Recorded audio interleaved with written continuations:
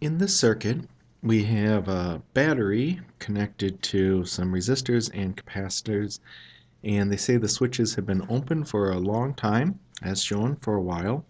So that means the current is zero everywhere, and the voltage across all the capacitors will be zero. And then we close the switch, and the question is, immediately after the switches are closed, what's the current here through R1?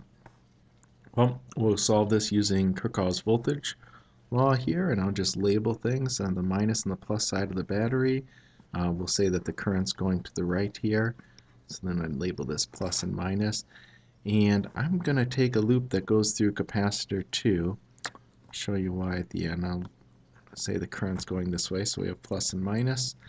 And that's all I'm going to need. So if I write down Kirchhoff's voltage law for the outer loop, you see I'll get the voltage across the battery plus I1 R1. Sorry, I made a mistake there. It's minus the voltage across the battery since I come to the minus side first. I start right here and go up and go all the way around like that.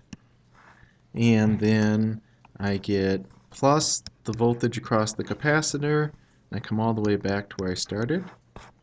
Get 0. And so one thing to keep in mind now is the voltage across the capacitor is the same just after the switch is closed as it was just before the switch was closed. So this is going to be 0. So I can simplify this, and I see that I1 R1 is just going to be equal to the battery voltage. And so I1 is just the battery voltage divided by resistance 1. In this case, that's 18 divided by 10, or 1.8, as marked.